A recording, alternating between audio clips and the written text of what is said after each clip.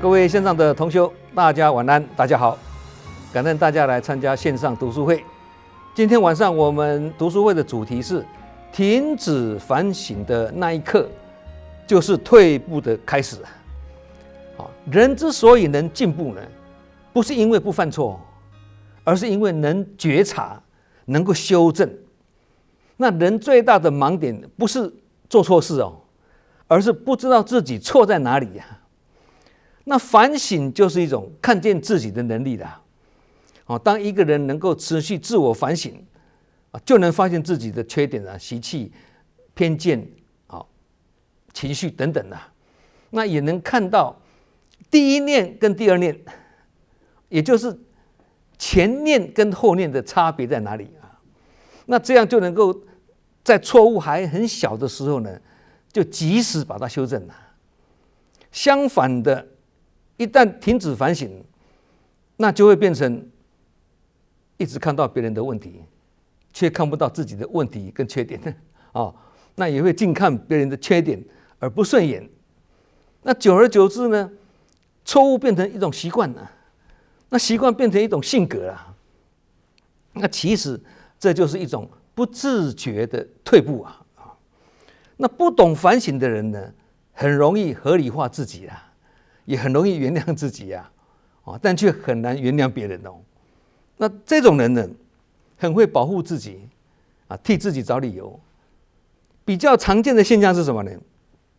都会讲我没有错啦，都是别人不了解我啦，或者大家都是这样子有什么关系？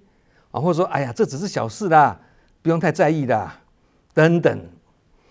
那有以上这样的想法，就会让人容易停在原地甚至继续往下沉沦那把缺点呢当成正常，把偏差呢当作合理那久而久之呢，不但不会进步，反而离正道越来越远不过如果能反省的话呢，那反省会变成转念的起点我们读书会经常提起一句禅宗的话：不怕念起，只怕觉迟这句话我们常常在讲。那这个觉呢，其实就是反省的意思有反省才有可能起正觉那正觉一旦起来，烦恼就变菩提嘛。那没有反省，就不可能起正觉啦。那正觉不生，那自然是无明重生。那这个时候，即使是没事，都会起烦恼了，叫做庸人自扰嘛所以反省就是觉的开始有觉就会发现问题，就有机会改进了。无觉就不知道哪里有问题造成不知有错而重复犯错因此我们会发现，有些人他不是不会改或不想改，而是根本没发现要改都不觉得有问题怎么会想去改呢？是吗？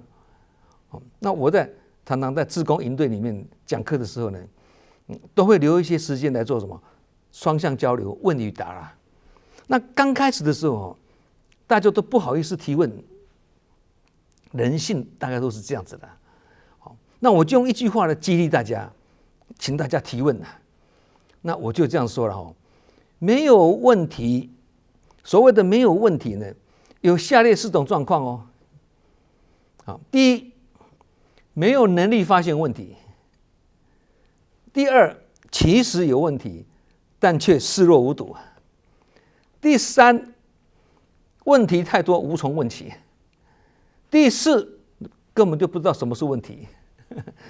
这个4个讲完之后呢，把它激励一下问题问不完了甚至时间呢都不够回答那刚刚这4种状况，其实都跟反省能力有关没有能力发现问题，那当然也就没有问题需要改善那不知道什么是问题，那当然更不可能去解决问题都不觉得自己生病，怎么会去看医生呢？对，所以才说人不是不会改或不想改，而是根本没发现要改所以也才说呢，停止反省就等于失去调整自己的能力。其实反省就好像什么，汽车的方向盘啦。那汽车有方向盘，才能够随时调整前进的方向跟角度啊。那人每天都在做选择，都在说话，都在行动，但这些都未必是正确的哦。因此才会有时候会做错选择啦，说错话啦，做错事啦等等呢。那反省就是在问自己：我这样做对吗？那有没有更好的方式呢？那我要推动这么大的活动，做这么大的事情，我有没有尊师重道？先请示一下师父呢？先请教一下善知识呢？那为什么我这么发心做事，还会诸事不顺呢？为什么做好事还会起烦恼呢？为什么我的人缘都结得不好呢？等等啊，疑惑很多，障碍也很多啊，实在是罄竹难书啦。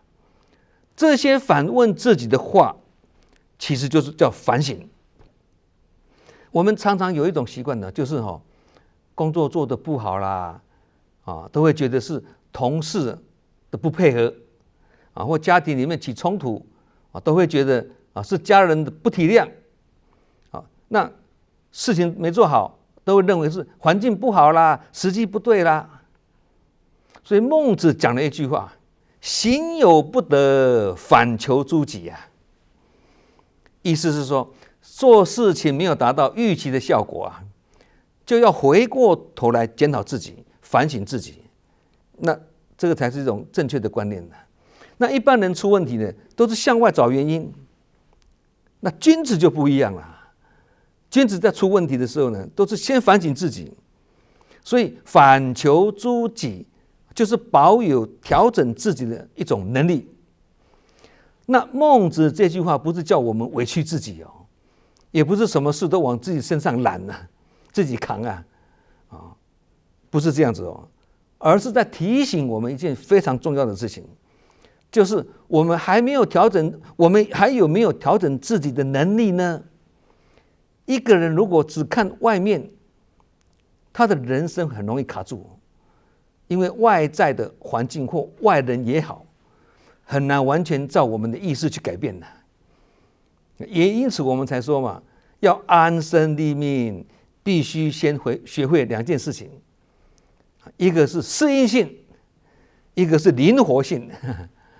适应性跟灵活性是在复杂多变的环境中很重要的生存法则啊，缺一不可啊。那适应性是指我们能够根据外在环境的变化而做出调整，也就是适应环境的生存能力，这个叫做适应性啊。那灵活性是什么啊？就适应过程中的应变能力啊，在面对突发状况的时候，能够迅速调整方向跟脚步，很善巧，很灵活啊，就叫灵活性。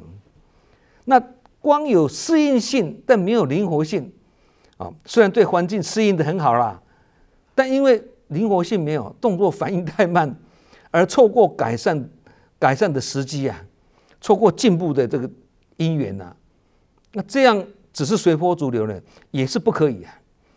相反的，有灵活性，但没有适应性啊，虽然可以很灵活的弹性用法，但处在多变的这个大环境里面的，处处无法融入环境，对整个团体环境无法适应，这样也是只是表面上的随波逐流了，也不是真正的适应啊，这样也会长久之计啊。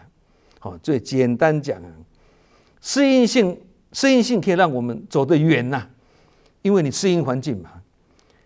灵活性可以让我们走得快，因为你可以弹性灵活啊，两者要兼备，才能够在复杂的环境中跟时局中呢稳定前行啊。那一个懂得反求诸己的人呢，他会想：哎呀，事情做得不顺利，是不是我方法用错了呢？我人缘结得不好，是不是语言上或态度上不够柔软呢？如果我们能够这样转一个念头了，那人生就动起来了。那不懂反省的人呢，不是不努力，而是一直用错误的方法在做事情，而且一直重复得到不好的结果。让这个失败成为一种习惯了。这个叫做青梅无做王刚啦。真正有能力的人呢，不是从不犯错而是每一次遇到问题或犯错的时候呢，他能够及时调整自己，导正回来。这个就是行有不得，反求诸己所带来的力量。我们读书会在5年前，也就是第18讲主题是出门要提醒，回家要反省。为什么出门要提醒呢？因为我们一出门就会开始面对人跟事的各种境界，可能会遇到我们不舒服的人啦，可能会遇到压力啦、冲突啦、误解啦，也可能一忙起来就失去耐心，而情绪起伏等等。所以出门要提醒，就是事情还没有发生之前，要如何先安住自己的心提醒自己，出门要提醒自己今天出去呢说话要柔和一点，面对情绪起来的时候，反应不要那么快，慢一点看到别人犯错，不要急着批评，要多一点同理那这些的提醒呢，都是在什么？预防犯错了。好，那为什么回家要反省？因为一天结束之后呢，我们已经经历了很多事情了啦。这些事情包括哪些事情做得不好，哪些事情可能可以做得更好，有没有哪一句话说得太重了，失言了，有没有哪一念起来了，而且起的贪嗔痴慢疑，或起的执念等等那这些反省都会转化成为成长的养分简单讲出门要提醒，就是要减少犯错；回家要反省，就是要修正错误。出门的提醒是在守护当下，回家反省是提升未来有一句话大家从小都是朗朗上口，小学生都会啦，叫做学如逆水行舟，不进则退，对不对？那这句话的本质是在讲一个现象就是人真的学习不是静止的而是不是前进就是后退。但问题来了，什么力量可以让我们持续前进呢？而不是在不知不觉中退步呢？答案就是什么？就是反省。没有反省，很容易让人以为是在前进，其实是正在退步啦。所以人如果不懂得反省，会出现3种状况第一，重复犯错而不自知因为每天都在用错误的方法在做事情久了其实是在退步嘛这叫做努力跑错方向对。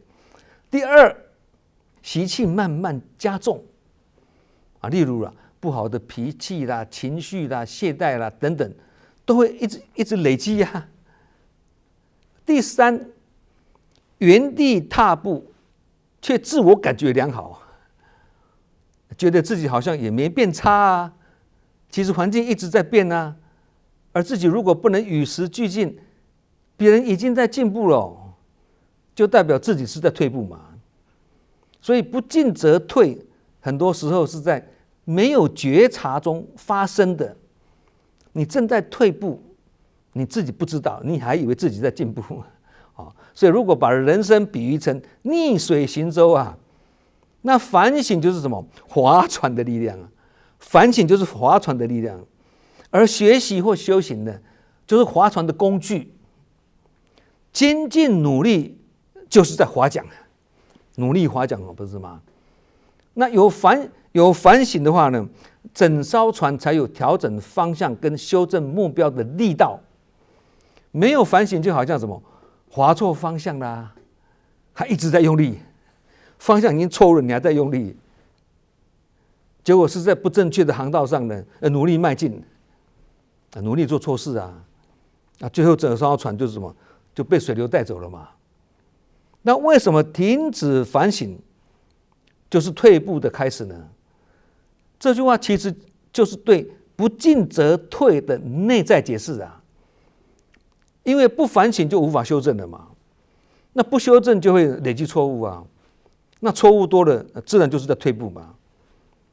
因此可以说，反省是在前进的机制里的，那不反省呢，是在退步的状态中的。一个人最可怕的退步，往往不是突然间变差哦，而是在不知不觉中慢慢后退。我们举一个生活中的例子来解释，大家一听就懂。有一个人每天都很认真的工作，但他就是有一个习惯，只要遇到不顺利，他就会抱怨别人。一开始是偶尔抱怨后来变本加厉，变成习惯了，习惯性的抱怨。那再过一段时间呢，身边的人开始慢慢的疏远他了嘛，因为讲话都是负面的听得不舒服啊。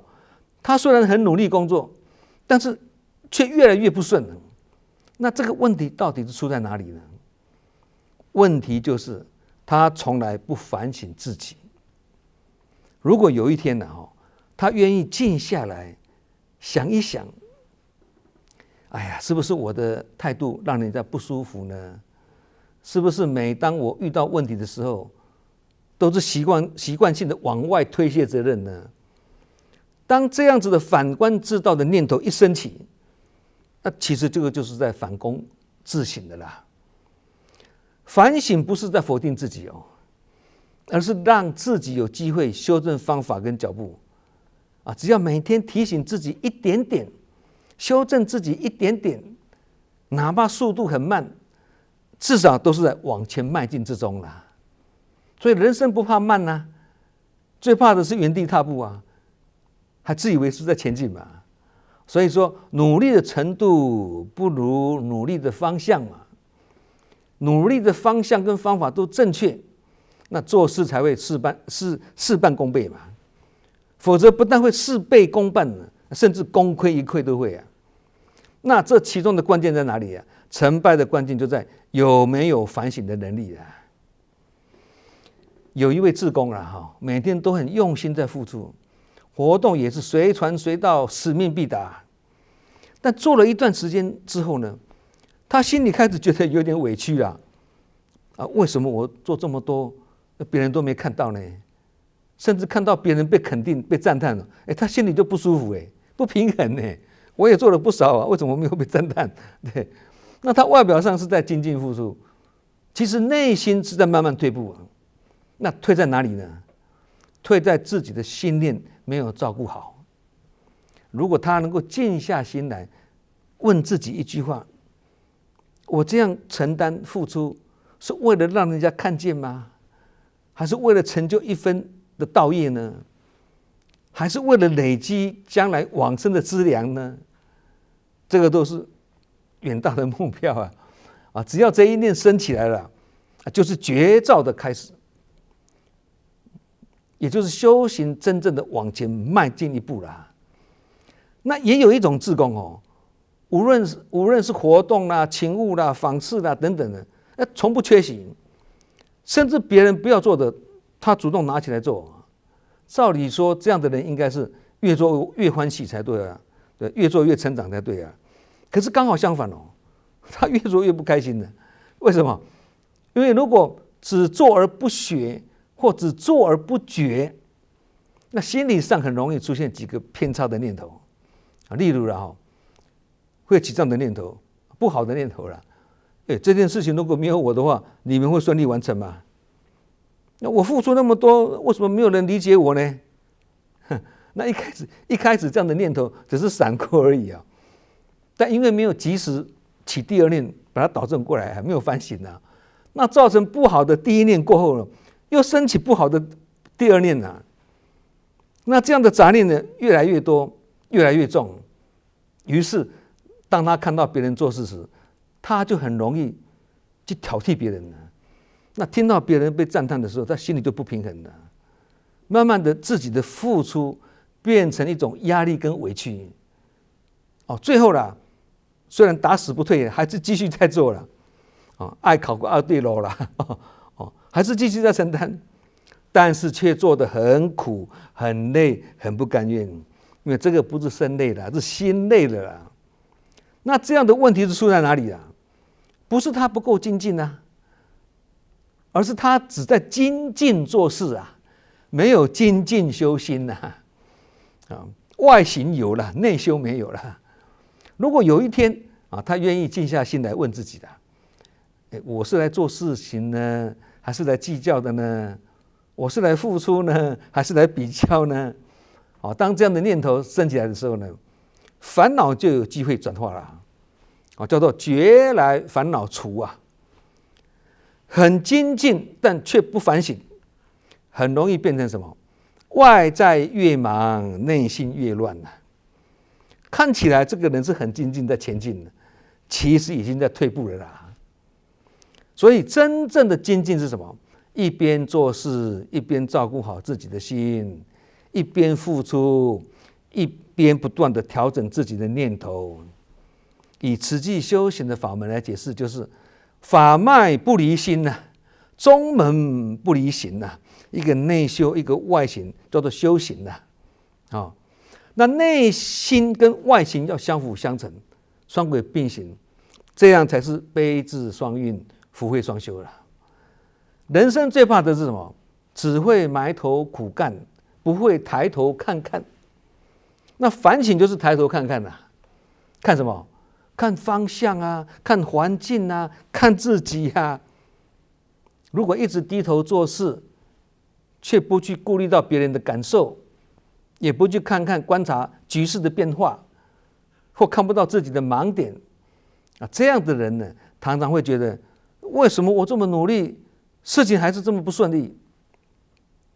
其实真正成长不是靠做很多事情而是做了之后懂得修正自己。所以埋头苦干叫做精进，抬头反省那是智慧而两者要并行，才会走得稳，走得远志工活动做得再多，如果不懂得反躬自省就容易落入比较计较之中甚至烦恼缠身但是只要随时能够反观自照，哪怕只改一个念头都算是在精进因为很可能这样的一念改变我们的一生所以真正精进不是别人看见我们做了多少事情，而是我们有没有在每一天里让自己的心越来越亲近，越来越柔软。因为心地越亲近，心灵就越欢喜这样日子就会越清安自在了。好，我们今晚读书会停止反省的那一刻，就是退步的开始，就讲到这里。我们下周同一时间再见。